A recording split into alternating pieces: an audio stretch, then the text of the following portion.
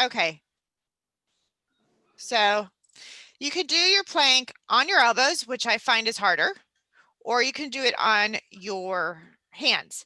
Now we want to make sure that the shoulders are right over the wrists. Okay, you don't want them out like this, which I see a lot. We want to make sure that the booty is not in the air, but it's also not sagging, so we don't have a saggy waist, okay?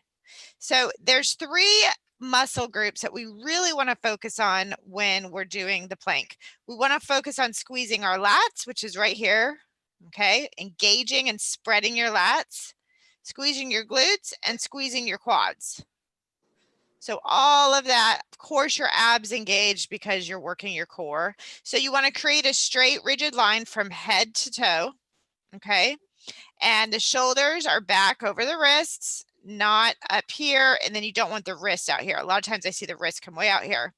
You want to pull your belly button into spine, bring it right in, zip up your abs, and again, squeeze your quads, your booty, and your lats. You'll be surprised how much you can use your lats when you're doing plank, okay? If you think about it. So here's the bad form. Booty up in the air, shoulders are not over wrists. And here she's totally sagging in the waist. Now she's like over exaggerating. It was actually very hard for Abby to do all of this wrong. It's like, Abby, come on, give it to me really bad.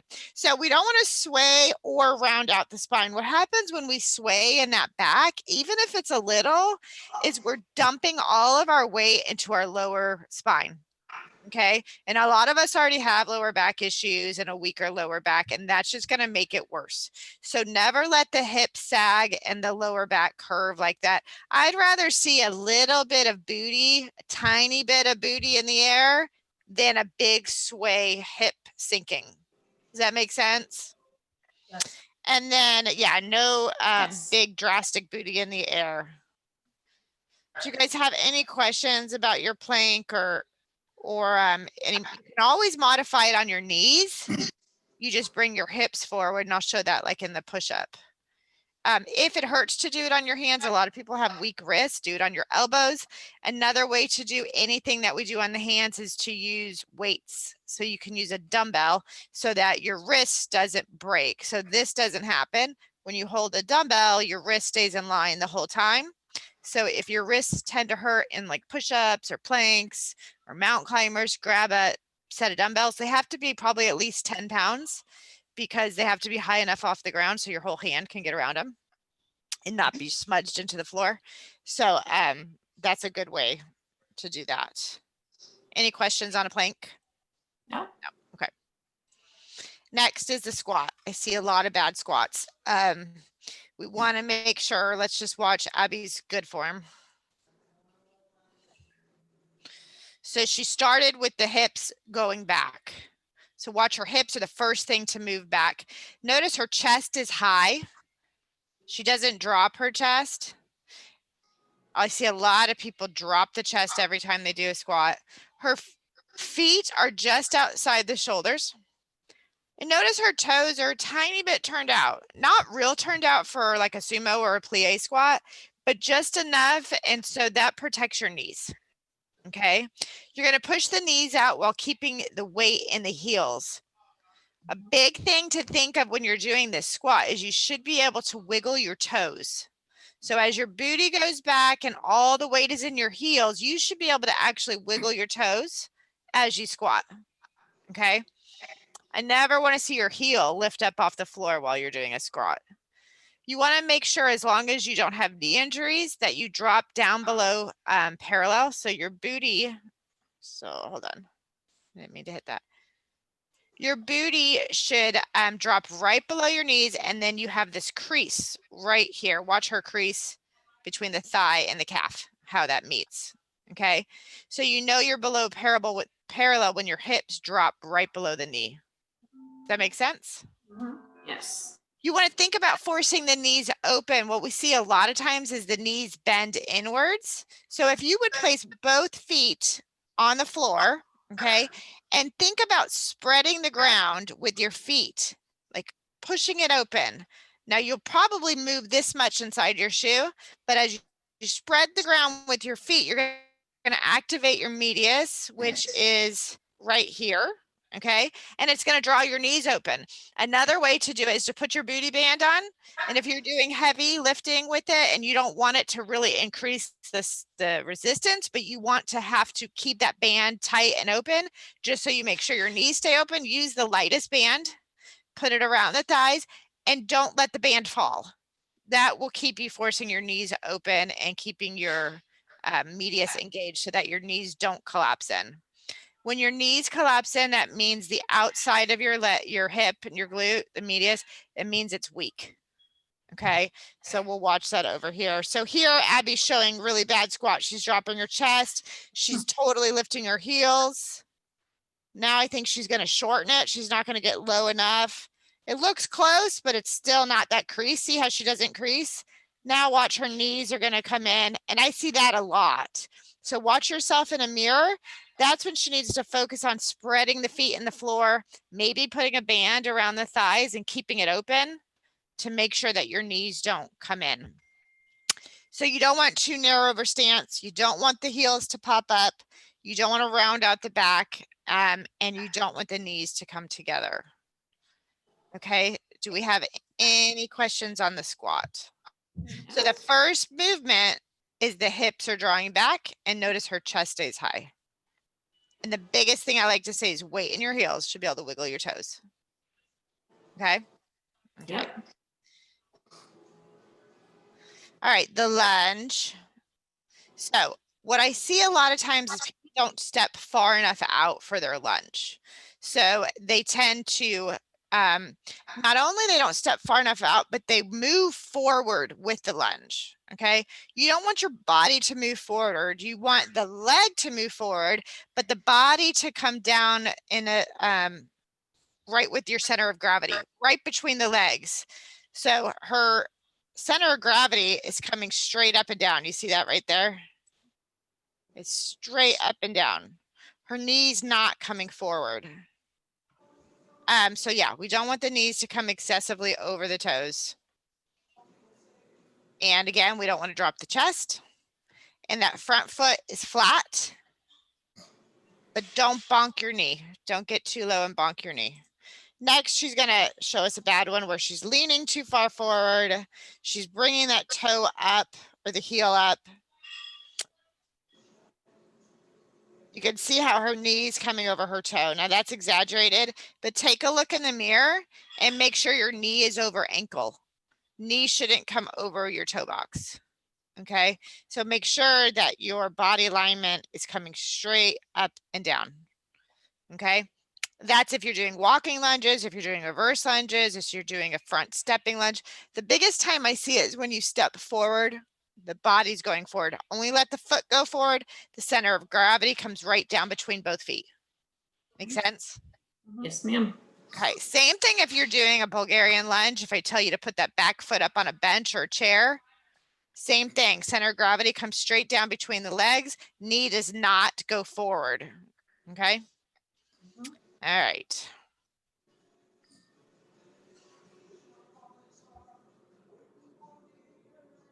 Hip hinge. How do we all feel about our kettlebell swings? I haven't done one yet. Okay. I don't usually do them because it increases my heart rate too much. True. True, true, true. So I usually don't do swings. Yeah. I haven't done it. I haven't seen any in my program yet. So. Okay. Well, we have stiff legs, bent over rows, kettlebell swings, which all good mornings. All of those include a hip hinge. Okay. So let's just watch the hip hinge and then we'll watch each exercise. She starts with her tailbone going to the back wall. She does drop her chest, but she's not thinking about dropping her chest. What she's thinking about is pushing her booty all the way back. Now she's putting that broom there to keep a flat back, because a lot of times what we see with the hip hinge is a rounded spine where you drop the chest and you bend the neck forward. My biggest cue for people is chest out, eyes up. So if you just think chest out, eyes up, or chin up, you're going to have a flat back. Okay. So that was her deadlifts, stiff leg deadlifts. This is her kettlebell swing. Watch how her back is still flat. She's not rounding out that spine. Here's her bent over row, hip hinge, then pull.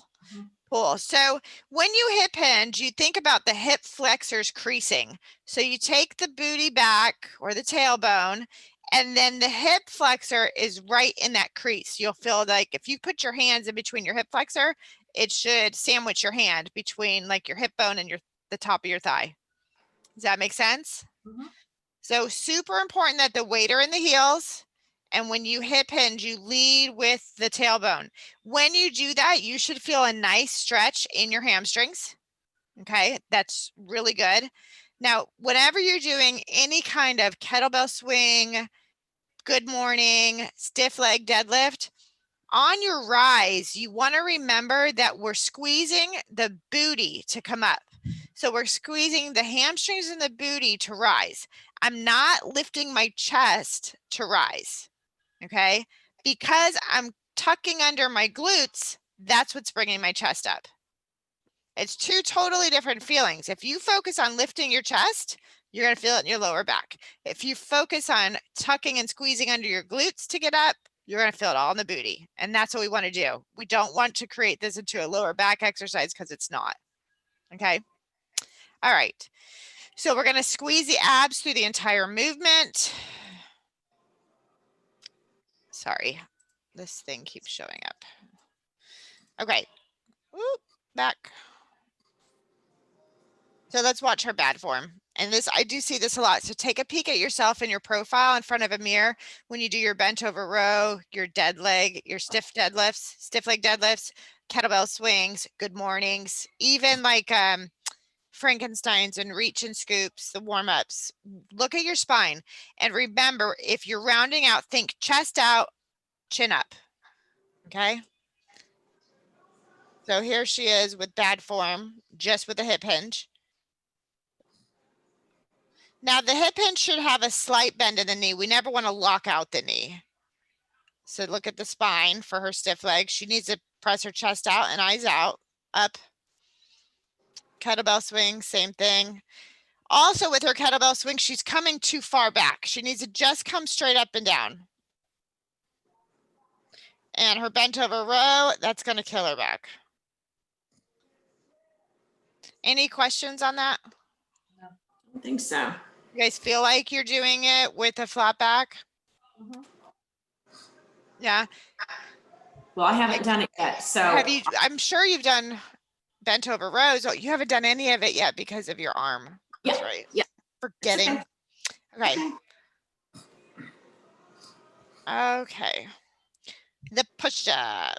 Okay. So the push-up is a huge chest movement. It's a big lat movement, surprisingly. Core. So you want to maintain a straight line from the heels to head. And you want to keep your armpits tucked in by the elbows into the ribs, 45 degrees. So you don't want to be out here. You want to tuck them in. You want to think about taking your hands, putting them in the ground, and then screwing them in. So you drop the elbows in, okay? And then we come down. So we don't want to be out here, okay? So let's watch Abby do a good one. Notice where her elbows are. Yeah. And there it is modified. Notice where her hips are when she does that modified push-up. She still has a straight line from tush to neck. See that? That's super important because over here, this is what I see a lot. So there's dumping into the spine. There's, you guys laugh, but I see it every day. Well, maybe because I've seen myself do that before. There you go. See that one? That last one is the one I see the most. Watch the last one. Because if we need to do them on our knees. Abby, this one right here. Booty up. Okay. So we always want to have this line here. Even if we're on our knees, we want to have the hip line. We want to put our hands in the ground, screw them in, and the elbows come in. Okay.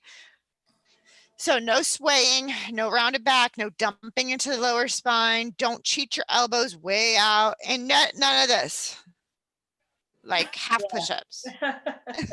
Okay. Move your head push up. Yeah.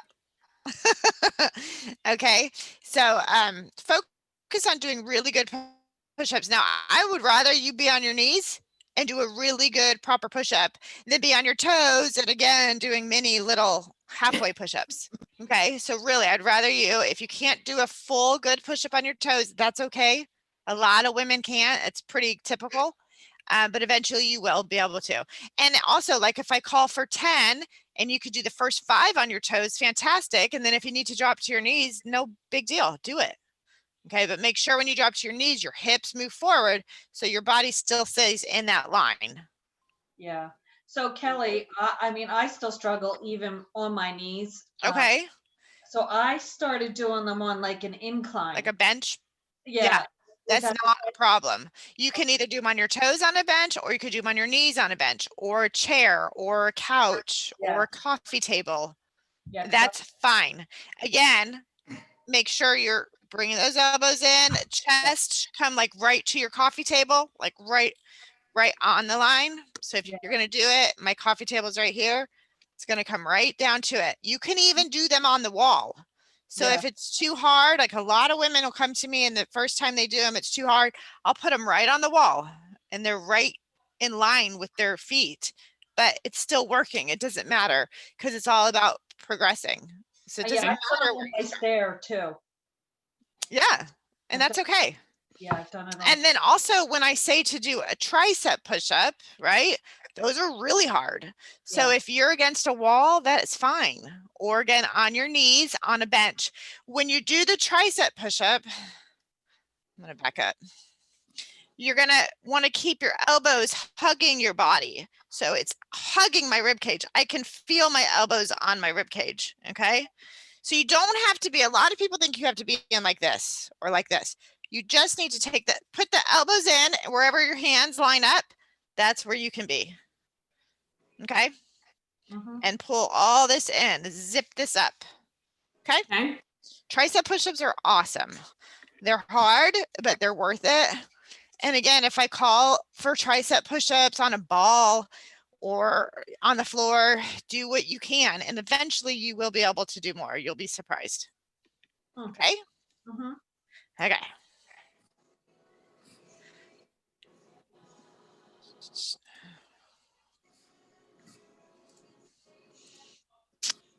Was that everything? We had push-ups, hip hinge. Yeah. So again, on the hip hinge, we never want to lock out the knees. Okay, you should always have a micro bend in the knee. Like anytime I say stiff leg deadlift, anything like that, you want a micro bend in the knee. You don't want to lock it out. You don't want to lose blood flow. Okay, so do we have any questions about the lifts I just showed you or any other lifts that maybe you've done or you're thinking about? I just wanted to know, for some of the things that I'm doing, can I substitute my TRX for that? Yeah, if you know how to do the same movement, like if I give you a banded reverse fly and you want to do a TRX reverse fly, absolutely. Okay. That's fine. Absolutely. Or if I give you a banded curl, is Okay. it mostly the banded stuff?